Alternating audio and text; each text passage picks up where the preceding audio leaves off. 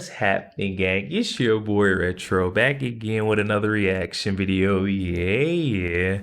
Today we got another huge update. I know you guys could probably already tell it is going down. Just by that title alone, you're definitely going to see this one as we're witnessing an explosion on the set. ABC's The View. We've got The View host Whoopi Goldberg going at it with Sunny Hostin after she shares her skepticism on Kamala Harris winning the race. Guys, I'm excited to get into this one, so we're not straight into it. Just make sure you guys hit that like button, hit that subscribe button. Before we even get into it, you guys hit that like button, also that subscribe button for your boy. And without further ado, let's jump straight into it, guys. Check this out. Here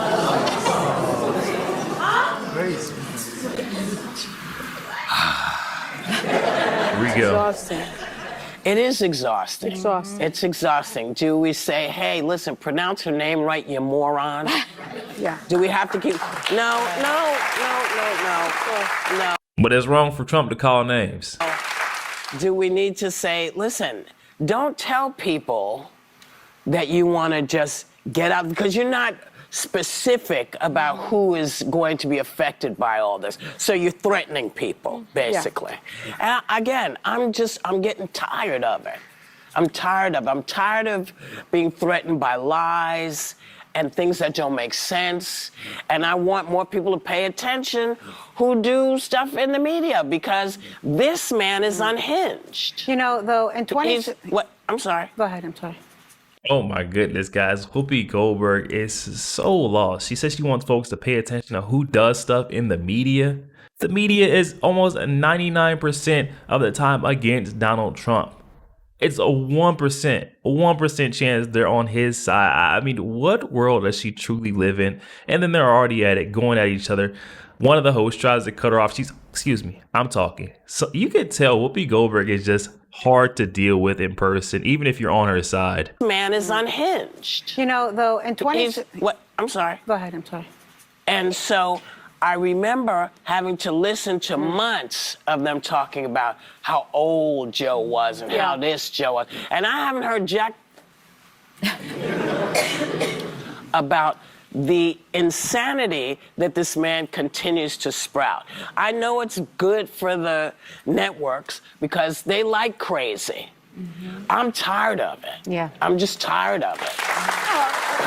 It's not crazy. The crazy she's talking about is the literal facts, the truth bomb that Donald Trump drops out there. She doesn't want to hear about what's truly going on in our nation. The craziness she's talking about is what's actually happened. She wants to keep being lied to and gaslit. Oh my goodness, this is actually sad to see. The difference, honestly, the big difference is that it was Democrats who drove Joe Biden out of the race because they care.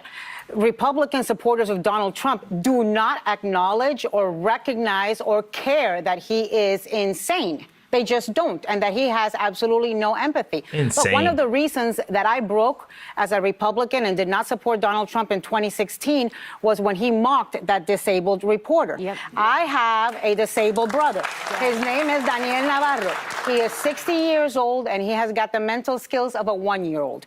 And there is nothing that pisses They're doing the thing again, guys. They're playing what they call them cheap fakes. This is their own what they like to blame the right for doing to them. They're doing to Donald Trump. We don't get any context, any of the before, the after, what was said for him to be gesturing like that. It's just simply they paint their picture, push their narrative. This is The View for you. How are they not getting sued for like defamation? You know, defamation of character in the highest degree from these folks. I wouldn't sit by and allow them to tarnish my image like this. Like, what?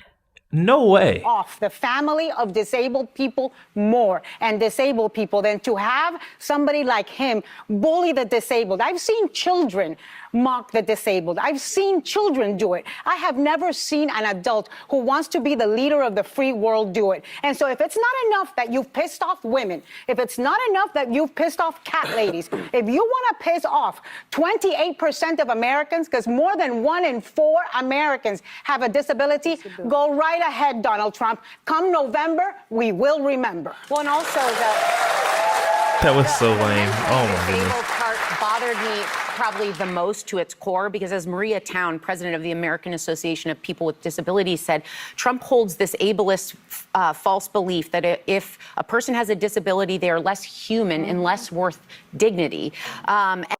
Here they go, speaking for Donald Trump again. He has never said anything like that. They're fixating on Donald Trump saying that we need to do an evaluation on Kamala Harris next at one of his rallies because he said that she was mentally impaired.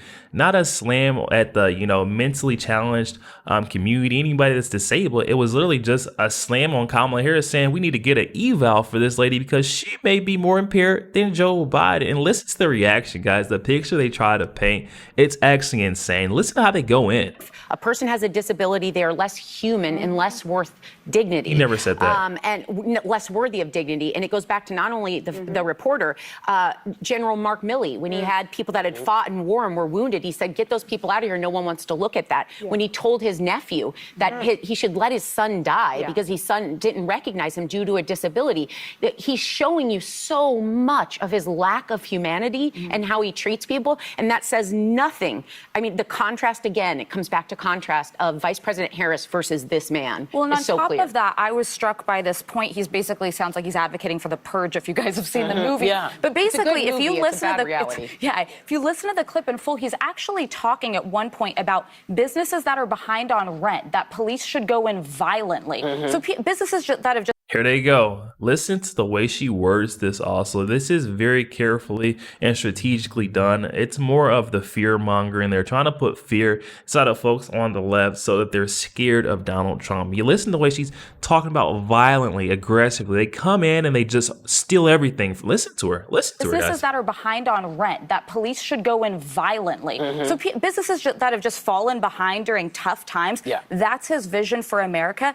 And the thing to know about Donald Trump, his chief currency is fear. And fear works with his base. But I got to tell you, I don't think if you're a swing voter in Erie, Pennsylvania or Wayne County, Michigan, that you want the purge. You want people mocking disabled people. You want people saying Haitians are eating cats and dogs. I think that he's diminished, and it's just going for even further than it ever has. Imagine a small business that fell back on rent, but he declared corporate bankruptcy 6 times. Yes, he did. Can I just say something to that? But one thing about his floating, he said if you had one really violent day, he floats a plan to end crime.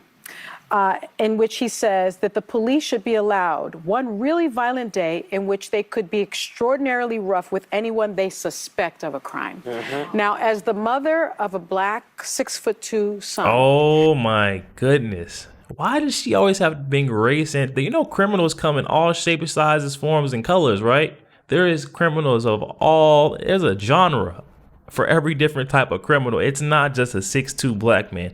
I'll tell you that right now. She's so lost in this race thing. It really just saddens me. That's all she sees, and that's half the reason why she's sitting on this panel. I think over half the reason why she's sitting on this panel right now. That is crazy, guys. Of a crime.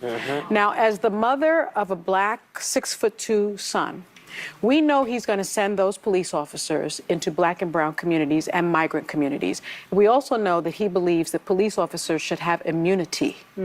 And so for me, that means we are at risk of what happened in Nazi Germany. And they call that the, they call it I can't pronounce that, but they call it the night of. She didn't even know what she's talking about. They call it the. She's literally gets a script and she just reads off of it. Her script is what I think annoys me. Whoever is Sonny Hostin scriptwriter needs to be fired because this right here is bad. Your dang on actor can't even pronounce the words you're putting on the paper. Like, come on, guys.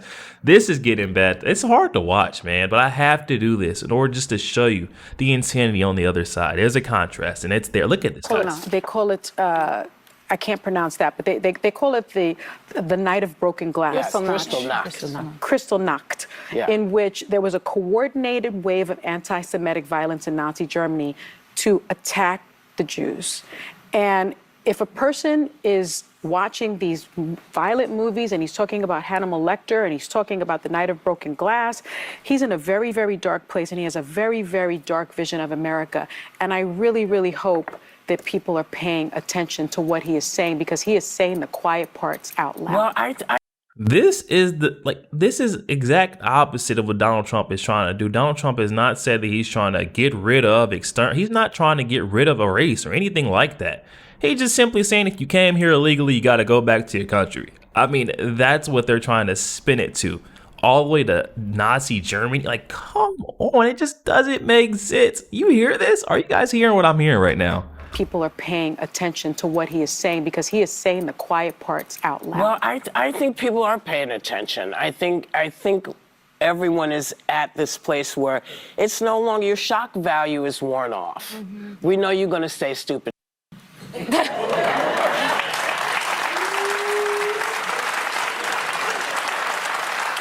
They caught it. I told you I don't feel good. But we're used, this is now the norm.